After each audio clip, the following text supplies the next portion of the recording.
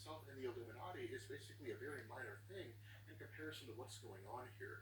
But what Captain America also realizes is that Tony Stark knew all along that this could not be stopped. That since the very beginning of the incursions, Tony Stark knew that there was nothing that could be done to end the incursions. And so, in sort of this, I guess, state of rage, so to speak, Captain America basically takes to Tony Stark. Now, in truth, this is really just Marvel kind of giving us this last conflict, this last hurrah between Tony Stark and Captain America, a conflict that, in truth, had really been building since the end of Civil War. But the fact remains here that with Tony Stark and Captain America fighting one another, while the two of them are going at it, and while Tony Stark is eventually made to submit, in the midst of their conflict, what we find is that the Ultimate Universe begins its invasion of the main Marvel Universe.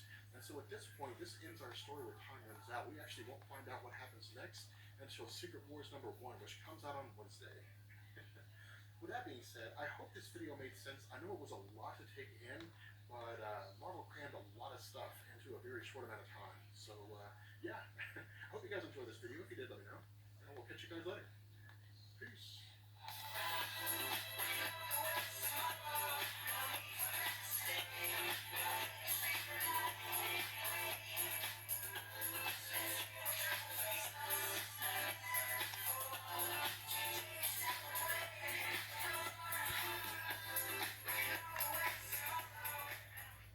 Ladies and gentlemen, imagine waking up each day knowing that while you slept, you earned over $5,300. Yes, you heard that right. More than $5,300 in a single day. And you can start this journey with just $200 to $300. Sounds unbelievable. Let me show you how. Many of us are stuck in the daily grind, working tirelessly for hours on end with little to show for it. What's going on, guys? This is Rob, and we are finally here. We are finally here at Secret Wars issue #1, the start of Secret Wars 2015. And I am so excited here. I am so psyched because Marvel has basically taken the axe to all but like 10 people from the Earth 616 universe. Everybody else is dead. It's insane what they've done here. So, if you guys recall in our last video, what we had talked about was that with the incursion beginning to happen, with the incursion taking place between the Earth 616 universe and the Ultimate Universe, that if one of the planets wasn't destroyed, if one of the Earths wasn't destroyed, that both realities are going to be destroyed entirely. And so in response to this, Nick Fury from the Ultimate Universe launched an invasion against the Earth 616 universe in order to annihilate the superheroes and destroy that Earth so that both universes could continue to exist. And so this is where the story picks up. The story basically picks up here where the invasion is taking place. Now, in the midst of this invasion, we see a multitude of heroes. It's basically all hands on deck. The Guardians of the Galaxy are present. The X-Men are present. Luke Cage, Iron Fist, Danny Rand, Carol Danvers, Spider-Man, the Fantastic Four. All these different characters have all popped up from all over the planet Earth to try to stave off this invasion. But what's also taking place here is that Reed Richards and the Fantastic Four are trying to organize this multiversal life raft. Again, this is a life raft that's basically been designed to house a certain number of people, presumably around 60, that will allow all these individuals to survive the collapse of the multiverse should it take place, and then survive into the next, whatever the next multiverse happens to be. And so what we find here is that there eventually comes a point whereby it seems as though nothing can be done, that too much time has passed. It's impossible to destroy the Earth from the Ultimate Universe without destroying both Earths in the process, simply because of their proximity and the fact that if the Ultimate Universe version of the Earth, or if the main Earth was destroyed, it would simply just blow up both of them, just due to the fact that the explosion would be so extreme. And so what happens here is the Fantastic Four and Black Panther effectively use the multiversal life raft to begin reaching out to the various heroes that they need that will help them move on into the next multiverse. And so the following heroes are picked up. The following heroes continue to be part of what we'll see going into Battleworld. We see Peter Quill joins this team, along with the all-new female version of Thor, followed by Peter Parker Spider-Man, Carol Danvers and Cyclops, who has basically re-ingested or retaken back on the Phoenix Force. And this is it. This is all we get. Now, of course, this is in addition to the Fantastic Four and to Black Panther, but this is really all we see. These are the only characters. These about 9 or 10 people are the only ones for the main Earth 616 universe that are presumably going to live on into whatever this new battle world is going to be.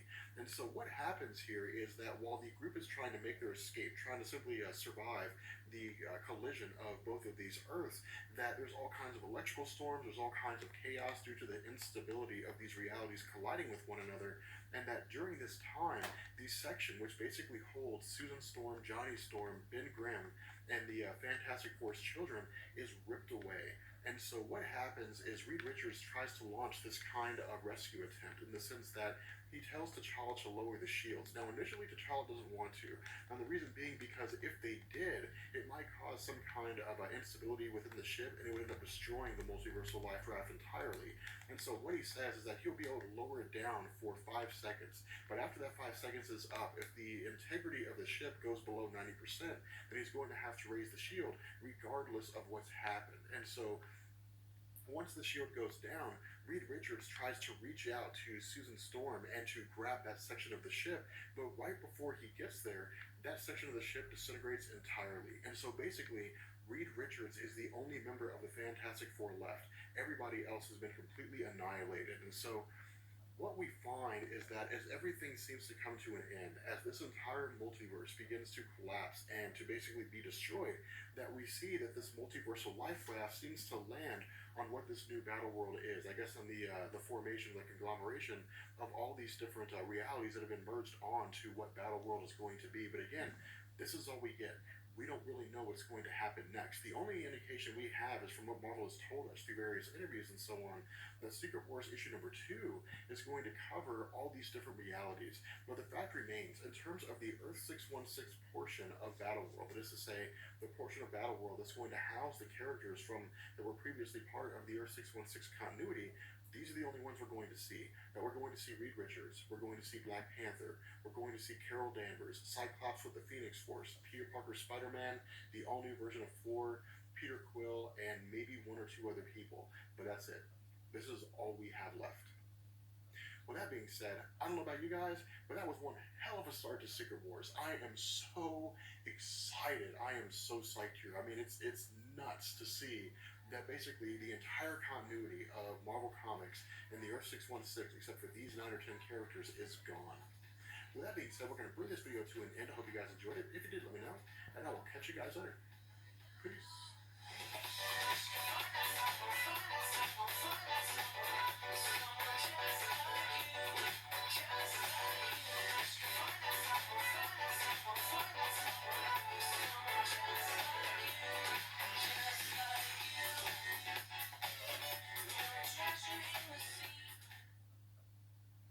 So keeping with our series of videos on Secret Wars, we pick up now with Secret Wars number 2. And I'm going to tell you guys right now, this is a damn good story. So where Secret Wars number 1 concluded with the end of everything, the end of the Marvel multiverse, and the destruction of presumably a multitude of characters, Secret Wars number 2 picks up with the beginning of Battle World, with the beginning of everything. Now, as we get into this video, what I want to make clear here is that some of the things that we're going to see in this video, we're simply just not going to have answers to yet. We don't know what a lot of these things will turn into. And so, while I'm sure you guys will have a lot of questions, I'll answer them as best I can. But some of them we just don't have an answer to. What I also want you guys to keep in mind here is that the notion of alternate realities is no longer part of the equation. That there's no more Earth 616, there's no more Ultimate Universe, there's no more Marvel Zombies universe, none of that stuff. Instead, there's simply just Battle World. And so, over the course of this video, while I reference things like Earth 616, and while I reference things like the Ultimate Universe, that's simply just to give you guys perspective. That's to help you guys understand these characters in reference to who they used to be as opposed to who they are now. So what we do as we start this series is we pick up with some young man who has successfully lifted the hammer of Thor, which is basically our introduction to the Thor Corps. As is explained to us by Odin Thor, who appears to be basically the leader of the Thor Corps, the Thor Corps is essentially the police force of Battle World, and they carry out the will of the god of Battle World, or of this reality, who's actually revealed to us to be Doctor Doom. What we also do is we join Odin as he takes this newest recruit of the Thor Corps on a tour of Battleworld. What we're given is this sort of origin story where prior to the existence of Battleworld, there was nothing. And then everything came into existence, presumably at the hands of Doctor Doom. What's this basically telling us here is that the Thor Corps are pretty much unaware of anything having ever existed before the end of the Marvel multiverse and the establishment of Battleworld. Now, again, we don't know this for a fact. This just appears to be the case. More so than that, we don't know if anybody else on Battleworld believes this. At this moment, it's simply just given to us. This seems to be the perspective of the Thor Corps. But what we do is we find that in the keynote of Utopolis, we actually move away from the Thor Corps here, and we find that we pick up with the Captain Britain Corps. And the Captain Britain Corps, under the Kingdom of Utopolis, appear to have several scientists that have uncovered some kind of a vessel. And this vessel appears to be the raft that was used by Reed Richards and the various heroes from Earth 616 to escape the collapse of that universe, the destruction of everything, and survive into the creation of Battleworld and this new reality. Now, from here, we rejoin, Odin Thor. We pick up with his character and this recruit as they arrive at Bar Sinister, which is the kingdom of Mr. Sinister. And again, as they basically exist to carry out the law of doom, this is what they're doing. What we're told is that Sinister has been ordered ordered to the presence to appear before Doctor Doom himself. And again, this really seems to give us some very a large amount of insight into the role that Doctor Doom plays as the god of Battleworld, in the sense that it seems as though Doctor Doom is really believed to be this kind of god, because what happens here is Sinister makes no attempt to refuse the order to appear before Doom. In the Earth 616 continuity, Sinister was a character who really didn't take orders from anybody. He really just kind of did his own thing. But in this circumstance, when he's ordered to appear before Doctor Doom, while he is very cavalier about it, while he has a lot of attitude about it, he still does it. And so the second thing that we learn here is that it appears that Marvel's basically chosen some of the most prominent villains from the Earth 616 continuity to be the leaders of, to be the leader of these different kingdoms within Battleworld. Of course, Mr. Sinister, being one of the more prominent members of Earth 616, is the leader. En sommarlovsdeal i mobilen. Big Mac och Company plus Happy Meal för 109 kronor. Prova Competes avsårsplåster och ut på din löparrunda. We work, you move. Of Bar Sinister itself. And so again, what we find is that we basically pick up with the arrival of the Thor Corps at what's referred to as Doomstat, which is the home of Doctor Doom. And it appears as though this place is guarded by some form of Galactus. Now, this is a little bit different from the Galactus that we're used to, in the sense that this version of Galactus is on fire. He has a fiery head and so on and so forth. But again, this just appears to be some version of the Galactus character. And at some point along the line, we may get a little more information about this. But what we end up doing here is, once we join Doom inside, join the Thor Corps and Sinister inside of Doomstat, Doctor Strange is revealed to us to be the Sheriff of Battleworld, who basically upholds the laws of Doom across all of the kingdoms. If for any reason a dispute arises between the rulers of these various kingdoms, the dispute itself is settled within the House of Doom in order to basically maintain peace and to keep kingdoms from waging war against each other and devolving Battleworld into a state of chaos. What we're told is that Sinister apparently has allied himself with Hyperion, the ruler of the kingdom of the Squadron Supreme, and that the intention of them seems to be to overthrow Jamie Braddock, who is the leader of Utopolis. Now, as a result, Jamie Braddock has basically requested a hearing in front of Doctor Doom to settle this matter, to settle this dispute. But the problem is that while Sinister basically lies to maintain his innocence, he's eventually found guilty by Doctor Strange. And so as a result, Sinister basically chooses to challenge Brian Braddock, the brother of Jamie Braddock, to a battle to the death. Now, while we're told that Sinister has the right to earn his innocence by battling someone to the death, we're not told why he's able to challenge Brian Braddock instead of the person who's accusing him, Jamie Braddock. But I'd go as far as to say here that most likely, because Sinister is a representation of his own territory, or possibly because he's the one being challenged, he has the right to challenge anybody from the kingdom that's challenging him. And so in this instance, he chose to challenge Brian Braddock. But again, I don't really have any confirmation for this. I have no real basis for this. It's just kind of a theory on my part to sort of make this make sense in my own mind. But regardless, the result is that during the fight, Sinister appears to be victorious. But before he's able to deal the killing blow, he's basically stopped by Doctor Doom. And the reason for this is, I guess as Doom explains, because Doom's basically uncovered some knowledge which indicates that there are individuals who have been plotting against his position, and that these individuals may exist inside the kingdom of Utopolis. And so while Jimmy Braddock claims a lack of knowledge, well, he says he doesn't really know anything about this, what Doom says is that if Jimmy Braddock is the ruler of Utopolis, then as a king of that area, he should know everything that's going on within his kingdom. And that failure to achieve this, failure to do so, means that he's basically not fit to be the king. And so the result is that Doom, at the behest of Susan Storm, has Jamie Braddock taken away, Brian Braddock elevated to the position of the King of Utopolis, and Sinister sentenced to a series of lashes. Now, what I want to do here is I want to take a break from this entire segment for a second, and I want to talk about Susan Storm. And the reason why is because, as we know with Secret Wars #1, it appeared that all of the members of the Fantastic Four, with the exception of Reed Richards, had been killed when the universe collapsed, when their lifeboat had basically kind of broken away, and so on. But it appears that Doctor Doom has saved them. And so while we don't really know where Ben Grimm or where Johnny Storm is, what we do know is that Franklin Richards, Valeria Richards, and Susan Storm are alive. Now, we don't know if some of the other individuals that we've seen, for example, Mr. Sinister or some of those other characters, were saved by Doctor Doom.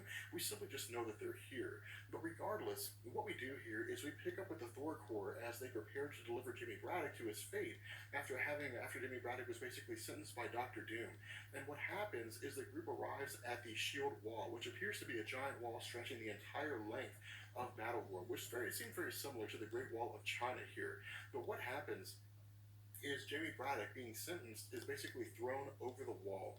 And so what we learn is that on the other side of this wall, which is designed to isolate or to protect all the kingdoms of Battleworld, there consists 3 groups. The first group are the zombies from the Marvel Zombie universe. The second group is the Annihilation Wave and Annihilus himself. And the third group appears to be just a vast number of robots. Now, what Odin basically tells his recruit here is that it appears as though somewhere along the line, that when this wall was built, that various people had been placed there to defend it, and they've been defending it for years, and that people had died. So again, it seems as though if Doom really did create Battleworld, if he really did create this reality, then perhaps he planted the thoughts in the minds of all that's happened, so they've been here for as long as they can remember. Or that for some reason this is really just kind of a temporal thing. Again, this is really kind of confusing here, and we don't really have an answer to this question, although I'm sure that as time progresses, we'll understand why it is that Odin Thor believes that he's been here for years, when in fact, this isn't the case. And the reason why this is not the case is because what happens is we jump back to the scientists from the kingdom of Utopolis who were investigating this raft that appeared to belong to the survivors of Earth 616. But what's revealed to us is that the Thor Corps, or at least a small contingent of the Thor Corps, had been assigned here to basically bring an end to this excavation, to take all the items that had been uncovered by the scientists and to take them back to Castle Doom. But what ends up happening is one of the scientists basically opens this raft, opens this ship, and when it does, it's revealed to us this is not the ship that belongs to Earth 616. Instead, it's the ship that belonged to the Ultimate Universe, Reed Richards, Thanos, and the Cabal. And so what happens is Thanos and the Cabal come out and immediately incapacitate this small contingent of the Thor Corps. We then see that Thanos is basically confused about where he's at. He doesn't understand where this world is, how this world got there, or how they even got there. And so what happens is Thanos basically questions the scientist, and the scientist says that while this place is referred to under a multitude of different names, depending on who it is that you're talking to, if it's a highborn, it's referred to as one name. If it is a common person, they refer to it as Battleworld. What this basically means here is that either a very long amount of time has passed between the collapse of the universe and the birth of this new universe, which would explain why Odin Thor says that they've been protecting it for years, or it could simply just be that almost no time has passed. This reality came into existence, and then now Thanos and these individuals are coming out of the raft. Again, this is a little confusing here, but again, as we continue with the Secret Wars story, this will all be made to make sense, so I have no doubt about that. With that being said, we're going to bring this video to an end. Hope you guys enjoyed it. If you did, let me know, and I will catch you guys later. Peace. Slow down, don't forget me now. I don't wanna fade out of your memory.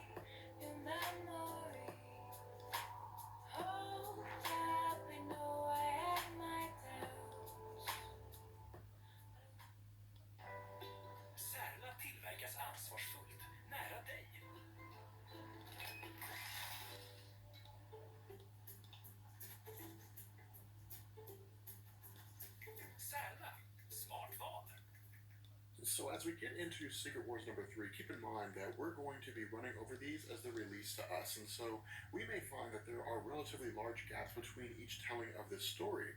But what we're going to find in this portion of the story is we're going to receive a large bit of information regarding the origin of Battle World.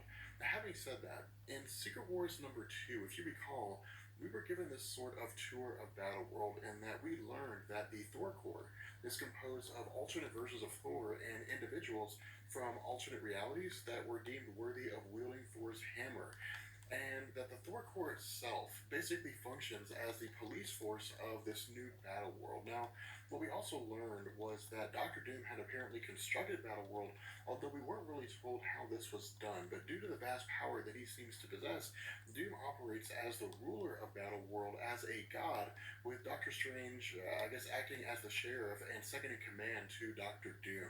What we also learned was that under Doom are a series of barons, with each ruling their own section of Battle World under their own authority, although there is some measure of what they can and can't do. Now, at the end of the last story, if you recall, we discovered that the life raft used by the Ultimate Universe to escape the collapse of the multiverse was discovered and accidentally opened, resulting in Thanos, Maximus the Mad, Nicholas the Mariner, and the rest of the Cabal basically escaping and getting out into Battle World proper. Now, from here, we jump to Doctor Strange as he investigates the raft that Thanos and the Cabal emerged from. And after speaking with several members of the Thor Corps, Doctor Strange tells them to basically search out and to find the Cabal, but to bring them back alive. What we also find is that Doctor Strange realizes that not everyone who was on board the raft left with Thanos, revealing that Miles Morales had actually stowed away and didn't seem to be detected by the Cabal themselves. In addition to this, as Miles begins to explain how it was he came to be on the raft, Doctor Strange actually stops him once he realizes that Miles Morales remembers everything before and during the collapse of the multiverse. Now, from here, we transition to Doctor Strange, the newest Thor recruit, and Miles Morales inside of what's referred to as the Hidden Isle of Agamotto, which is to say, Doctor Strange's own territory that's hidden away from the eyes of everybody else, presumably with the exception of Doctor Doom. What we're told here is that Doctor Strange was actually able to preserve elements of the main Marvel Universe version of the planet Earth within his own sanctum sanctorum, but that he's also in possession of the raft that was used by the heroes of the main Marvel Universe to escape the collapse of the multiverse. And after Thor is able to actually open the raft at the request of Doctor Strange, the group is initially greeted by Peter Parker, Carol Danvers, Jane Foster, Thor, and Star-Lord. Now, the initial response by both Doctor Strange and the remnants of the Earth 616 superheroes is one of skepticism, in that they don't know if they can trust the others or not. But when the group is actually joined by Scott Summers as the Phoenix, Black Panther, and Reed Richards, Doctor Strange becomes convinced that these are indeed his friends. And so what we do is we get this sort of explanation from Doctor Strange with regards to how it was that Battleworld came into existence. What Doctor Strange tells them is that they've all been in stasis inside this raft for about 8 years or so, and that when the multiverse collapsed, Doom began reaching out to what was left of the multiverse and began rounding up various pieces of those Earths to form Battleworld. Now, keep in mind, as Doctor Strange is giving this explanation, he's not actually referring to Doctor Doom. He's simply referring to this being as God. Now, in addition to this, no one on Battleworld, with the exception of a handful of people, have any idea of what their past universe was like or that it even existed. As far as they're concerned, they basically just came into existence with Battleworld. And the reason why they believe this is because, quite literally, Doctor Doom had modified their memories. Now, when Reed Richards asked the question who this god is, this is when Doctor Strange reveals that it's Victor Von Doom, that Doctor Doom had effectively saved all of their lives. Now, from here, we switch back to the Cabal as they continue to figure out this new world. And as the group basically kind of sits around and they kind of eat and they debate and so on, the consensus among those talking is that they should not have killed all the versions of Thor, and instead, they should have basically questioned those members of the Thor Corps who were present. What the result is that Thanos responds by simply saying they will have all the answers they seek shortly. And when the question is asked how it is that Thanos knows this, Thanos simply says that he's looking up. And so what this basically tells us is that the Thor Corps, as it was assigned by Doctor Strange to track down the Cabal, has successfully done so. And it seems as though the Thor Corps is basically descending on Thanos and his Cabal. And this is where the story ends. We're kind of left to find out what happens next in issue number 4. With that being said, we're going to go ahead and bring this video to an end. I hope you guys enjoyed it. If you did, let me know. And I will catch you guys later. Peace.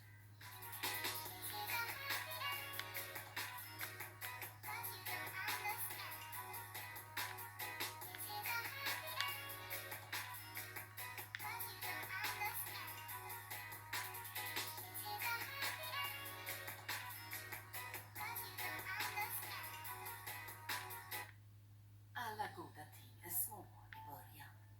Vår omsorg får dem att växa eftersom varje korn är ett korn av omsorg. Ett engagemang för kvalitet återfinns i varje näringsrik skål med Nestlé grönt. Allt är bra, mamma och pappa. Be sure to check out my second channel called Rob Explains. There you can check out videos where I explain things outside of comic books. So what I want to do here is cover the 4th part of Marvel's Secret Wars. But because we've already done a video on why Secret Wars was launched in the first place, and because of the fact that we don't yet know what the fallout of the conclusion of this comic is going to be, what we're going to do here is we're just going to basically cover the story. And as the events unfold in future publications, we'll tie those in to give a more well-rounded understanding of what else is going on here.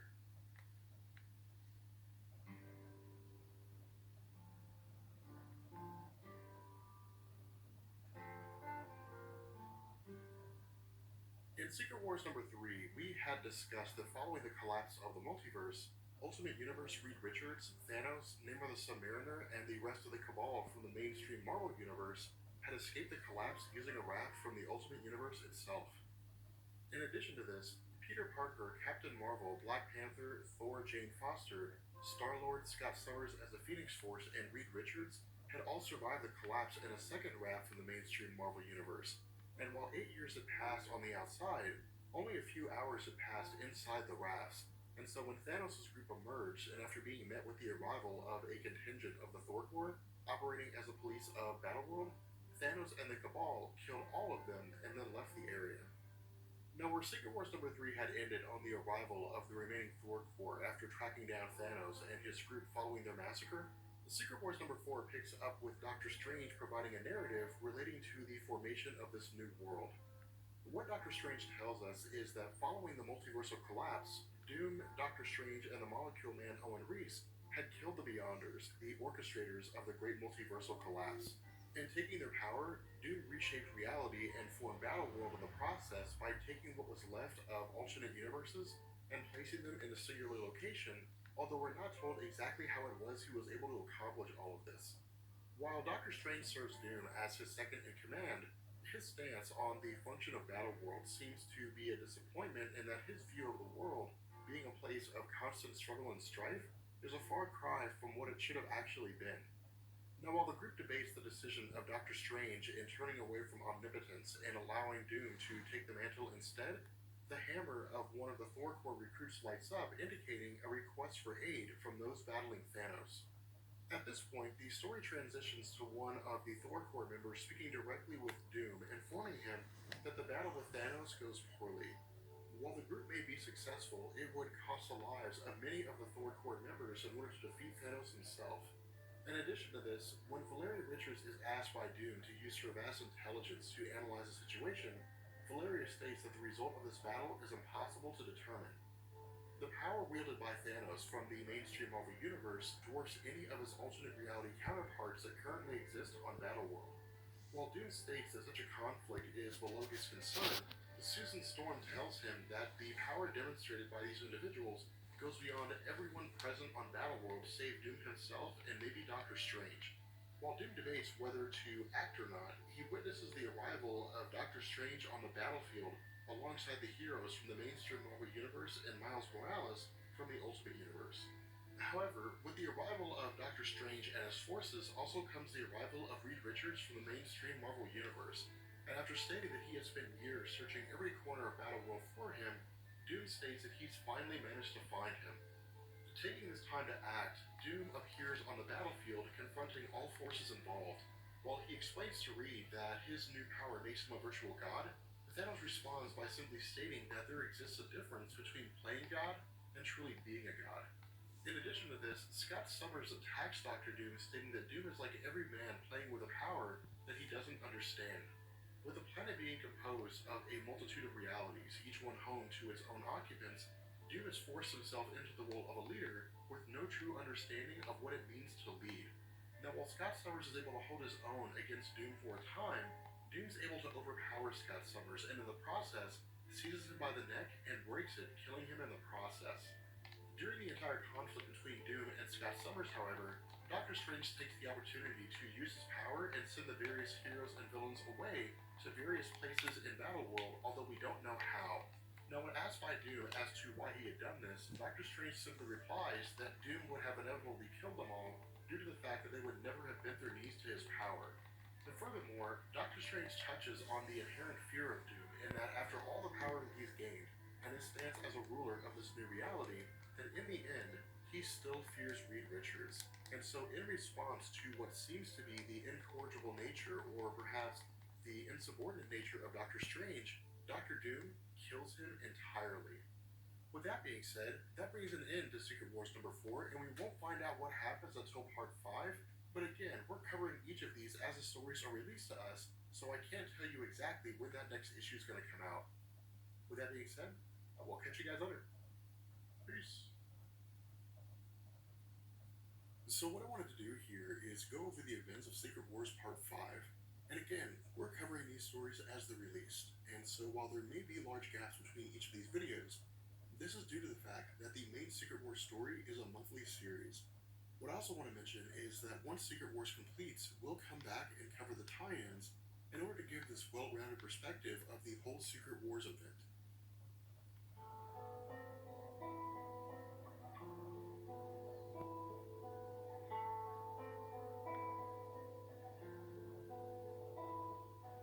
So in part 4, we had talked about how Doctor Strange was harboring feelings of resentment towards Doom. The feelings that Strange had weren't necessarily based in a hatred for Doom, but a disappointment with how the new reality is versus how it should have been. Where Doom had taken the power of the Beyonders and created a harsh world where its occupants were tested on a daily basis following the collapse of the multiverse, Strange seemed to prefer the idea of effectively giving life a chance to start over on the best foot possible. In addition to this, the survivors of the Ultimate Universe and the survivors of the mainstream continuity began to sort of take sides here.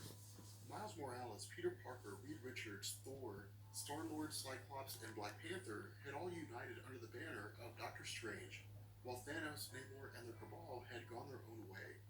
However, the forces of Thanos had come into conflict with the Thor Corps, the police force of Battleworld, and in doing so, drew the attention of Doctor Strange's group, which led to the appearance of Doom following the realization that the mainstream Reed Richards was alive. But because Cyclops with the powers of the Phoenix Force had been killed by Doom, Doctor Strange had whisked all of the survivors away to various locations throughout Battleworld.